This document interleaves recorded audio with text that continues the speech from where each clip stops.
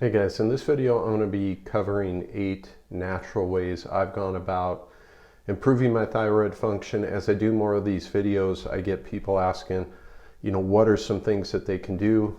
That's what I'm going to cover here. Obviously talk to your doctor about these things. I think that goes without saying. These are just what I've done to help me. So I wanted to throw that out there. So starting, this is in no particular order. These are just things I've done.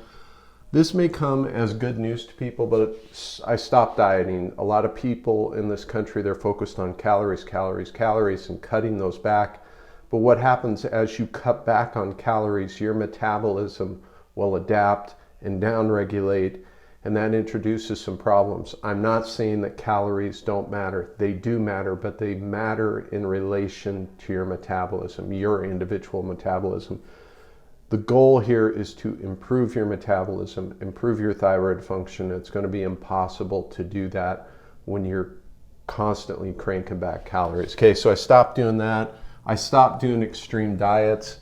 I classify extreme diets, for example, as carnivore. I did that for a while. I did keto for a long time. I even tried being a vegetarian. Anything that eliminates one macro, be it protein, fat, or carbs, especially carbohydrates, is not a good idea for your thyroid. I completely eliminated those, okay? I just eat a balanced diet. I've talked about that in other videos. If you have questions, post them in the comments. I just made a video about foods that support metabolism. People will ask, well, if you cut these things out, what did you introduce? Go check that video out, foods that support metabolism. Some of them, you want a mix of macronutrients. You want to eat a mix of different proteins. You want good, easily digestible sources of carbohydrates.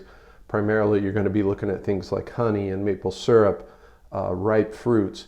If you can tolerate them, you can introduce more of the starchy carbs, like some potatoes, those sorts of things. But in the beginning, stay with the easily digestible carbs. And your fat sources are primarily your saturated fats, butter, ghee, coconut oil, those sorts of things. But go look at the video. I go into more depth on that. You got to focus on improving your sleep. That's a chicken or an egg thing, because most people with bad metabolism have poor sleep.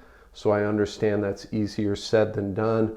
I've done some videos on things I do now that help my sleep. You can check out the video on mouth taping. I experiment with a lot of other things. But the bottom line is, most of these sleep hygiene things, like having a cool room, a dark room, those are great places to start. Your sleep will improve as you feed your body foods that support the metabolism. Okay, so it starts with diet.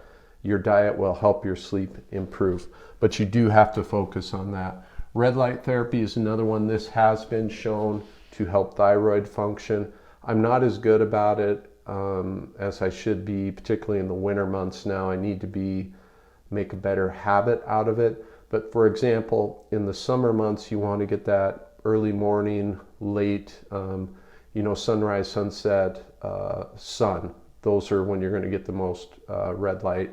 And in the winter, get a red light that, if you're in the northern climate that you don't get a lot of sun, do red light therapy. It is beneficial for the thyroid.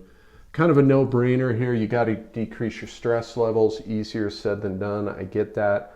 But we want to get away. If you want to help your thyroid, you have to get away from operating on stress hormones. So I do sauna. I try to avoid blue light as much as I can. I utilize PEMF, pulsed electromagnetic field therapy. I've done videos on that. So those are a few things that I do personally. Big one, stop fasting.